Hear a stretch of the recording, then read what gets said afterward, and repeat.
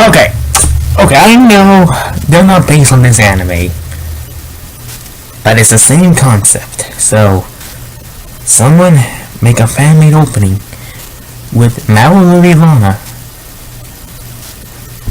with this song.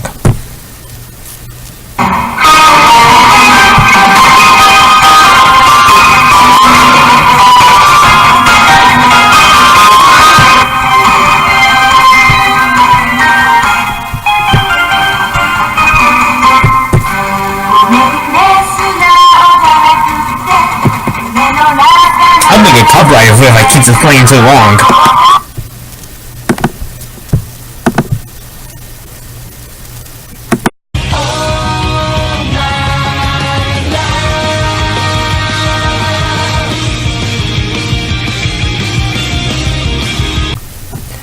Hello everybody, my name is Gargamess and welcome back to another episode of Pokemon Sun and Moon.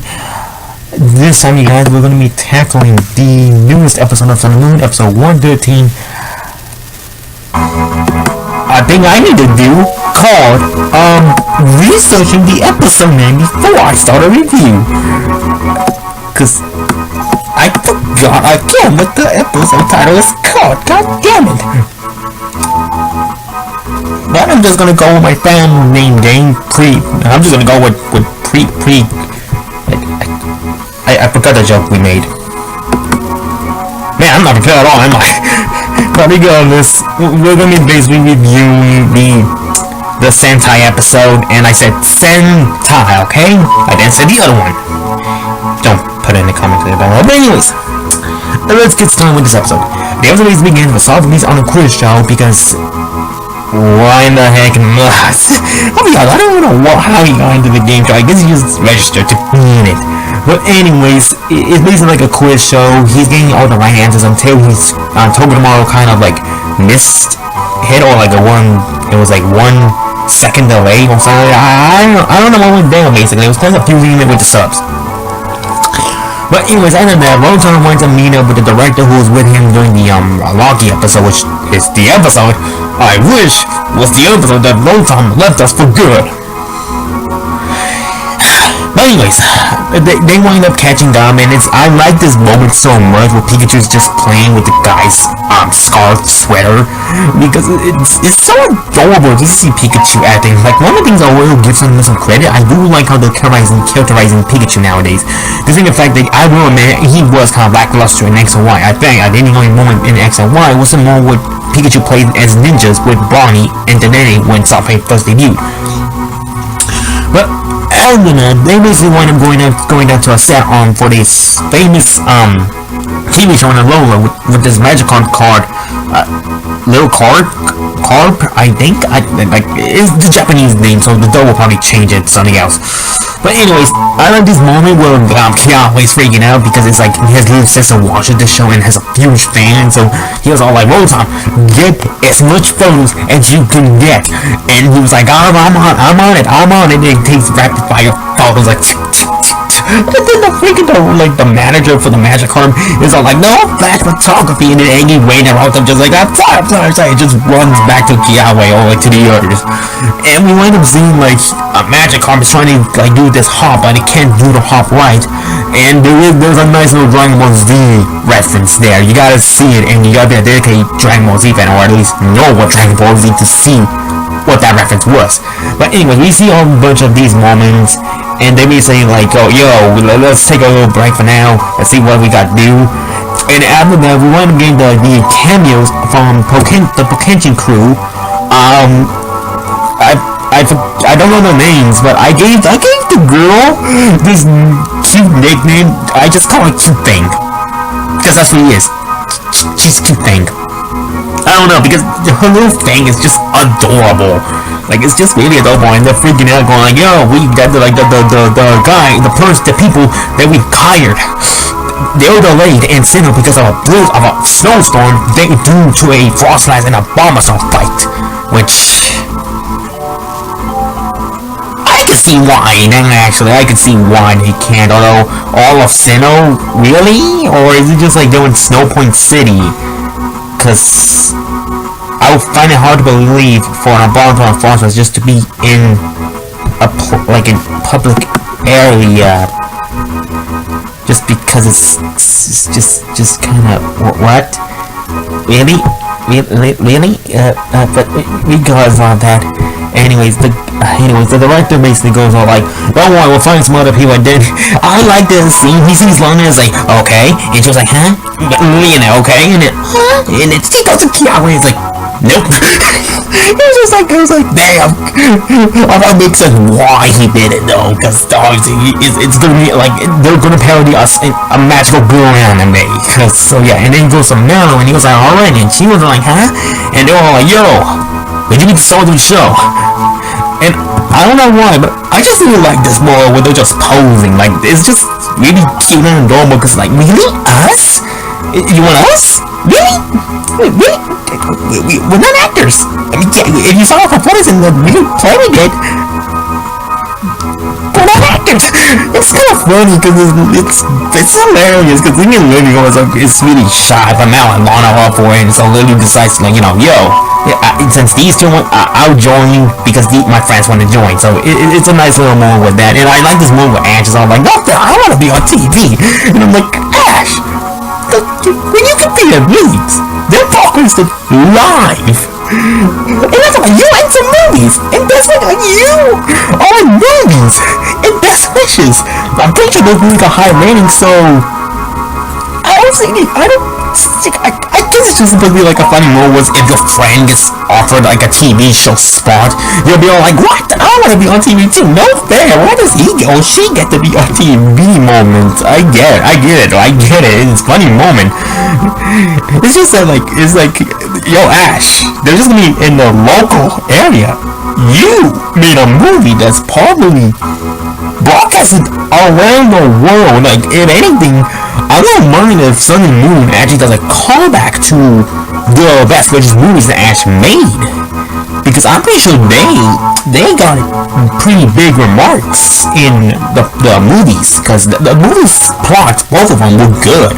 One of them was about this hero who had to save a princess, and the other one was about Ash being like a ranger, like trying to stop a mechanized Tyranitar. So I wouldn't mind seeing that again. Like, I wouldn't mind. That's one thing of this wish I wouldn't mind seeing.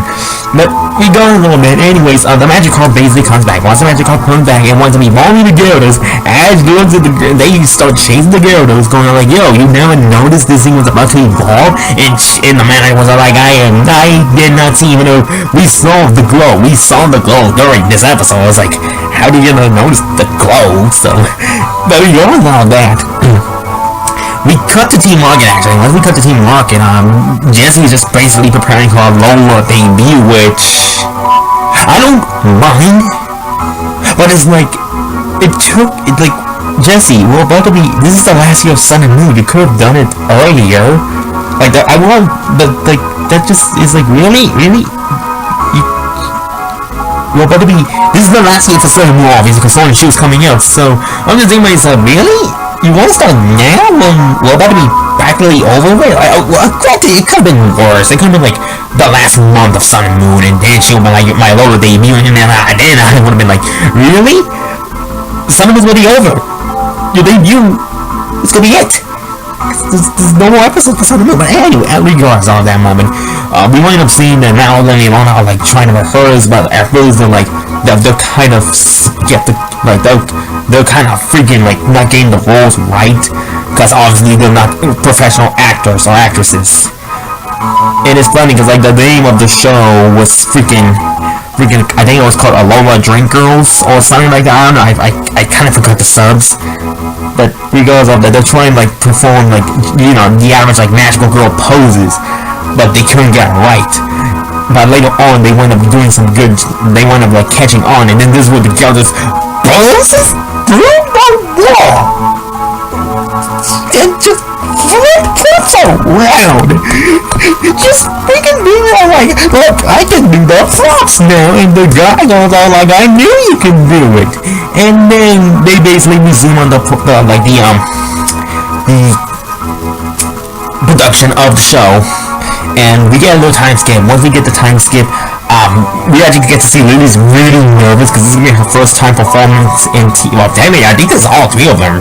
But Lily's like obviously the most shy of them all because she's the shy girl of the group. So once that ends up happening, the show basically begins, and I'll be honest, can we make this a spin-off? Can we make this a spin-off, please? I'm just saying, can we please make this a spin-off? Because I will watch this show. Like, I will be honest, I will watch this show. So the show basically starts with Mal, Lily, and Lana arriving in a generic school anime setting. And it's funny because it's like, this is a school quote-unquote series. But it's not for real. So it's like, I think this episode is more school is topic and all about Sun and Moon. And I just find that funny. I just find it really funny to see that that's the case, because it's just hilarious, because it's like, we've been in this series for 2 years now, and it's on the third one, and most we've done in school was that second episode, and the episode where we had to go find Rockruff, like a Z move, we really saw nothing. And then here is like, the school is literally a generic school. Like, it's like one of those generic school animes. Which, all you know, that's why I thought Sun and Moon was gonna be a bam. Like, we were just seeing Walker and stuff like that. But obviously, Pokemon School is not like that at all, which I'm happy for. I'm just saying, because it's funny. But anyways, once they, like, run into the school, basically the giant Gyarados attacks. Once the giant Gyarados attacks, they basically go on the Sailor Moon, Precure, and I know there's another anime, Wedding Peach, I think? It's Transformation-esque. And basically drinks their respective drinks. Like, I think Mallow gets like a tea or coffee, or I think it was tea. Maybe gets a soda, and Lana gets like pineapple juice, or like pineapple juice. And they all three of them transform in. All three of them. I like Lana. I'm a little bit biased, like, because Lana is my favorite character of the Sun and Moon, but I'm just saying, like, she looks so cute when she transformed. Like, all three of them look just adorable. And when they transformed, this is my favorite scene. The entirety of the episode is just like 2 seconds. Like, this is just 2 seconds. They're riding motorcycles. I don't know, it's just hilarious, because it's like, obviously it's probably not actual motorcycles, they're probably just riding average bikes, but it's still kind of funny to see them like actually riding motorcycles, although it is, when you look at it, it is bikes. Like, I think it's just regular bicycles that they customize to look like motorcycles. Obviously they're too young to ride motorcycles, yet they're old enough to ride a puppy blue bird dragon thing that dragon type with awesome goggles. And a serpent in the air. But anyways, what ends up happening, they wind up having this climactic battle on like this ridge terrain area. And I actually like this little moment where we actually see moments where like Ash, Kiawe, and Sonic actually help out. Like, they help getting Gibbles' paint on, and Kiawe help with, and they also help with a special effect. So I like that. I like how the boys helped with this, even though they won't be in the episode as themselves. Like, they are helping in some way, shape, or form. But after that, what ends up happening is basically now Lily and Lana basically do their triple beam attack. This defeats Gyarados, the evil, like the Gyarados, the several cards, the double pump. The pump's gonna change it, because obviously what they just say, what they're gonna censor that. Like, we know they're gonna censor that. They're probably gonna call it like the evil Gyarados, or like the like something like that. I don't know. But anyways, after that, their episode is basically over, and we actually get to see like do the poses like in the show to show like they're used to doing those poses. Even around states, it took us dozens of times to do that pose, and the episode basically ends like that. So, with that said, what are my thoughts on this episode? Well, this was a good episode. I enjoyed this episode so much. Like, I really liked. I kind of wish we just focused more on the magical girl acid than the magic card thing. Yeah, the magic card thing does come into play later. But I'm just saying, we could have more time with this. We could have legit had more time. Like, this could have like, if anything, the episode should have just been like Rotom's friend invited him to like the studio to see the Magikarp thing, and then the pretty cool stuff would go down. Like I don't think Socrates' moment should have happened because he only had like 2 minutes of it. But regardless of that, this was a great episode. Like there were some really good moments. I like this like one line that the director says, like you guys will be the defenders of Alola. The show's about like 3 girls protecting Alola, which is funny because Mallory are the Ultra Guardians, and the Ultra Guardians protect Alola. So in a sense, it's like they're used to doing this type of stuff. So I just find it kind of funny and like really awesome to see that's the case. Team Rocket though, I'll be honest, I didn't really care for Team Rocket in this episode. Like they barely made an appearance in this episode at all. They only made like a few appearances, and what made me even upset is that the episode's ending credits, it's just Team Rocket like exhausted, but they gotta go back to filming a new episode. And I'm like, really? We're really gonna like waste time with Team Rocket? Where I would have loved if the ending credits moment would have been just like Ash and his friends walking to school, and a bunch of kids just go up to Mallory and asking for autographs. I think that would have been a funny one, because it's like this show it would show that this show is getting popular now. Now, do I see this content coming back? Yes, I can see this coming back because Sun and Moon does good job with callbacks. I'll be honest, I legit never expected us to see the director once again, although he did came back, so that is cool to see. Like, I'm glad Sun and Moon's like taking like characters we don't really get to see much nowadays, or the characters who barely make an appearance, make appearances here and there, because I think the next episode is the trainer who Ash fought early in episode 17, the one who he fought before the Tapu Koko fight, with the Pokenchi director, I think. He's actually going to make an appearance in that episode again, so that's actually pretty cool to see that happen. And also, we get to see the cameo between the director, some of the Pokenchi workers in this episode, which is really cool because I like it. So, this was a fun episode. Like, I had a blast. I'm just saying though, we gotta make this into a spin-off. We gotta make this content into a spin-off. I'm just saying, because I would love to see this series. I want to just sit down and watch it and review it. So, with that said, everybody, this has been episode 113. The next episode is Beauty in the Meowth.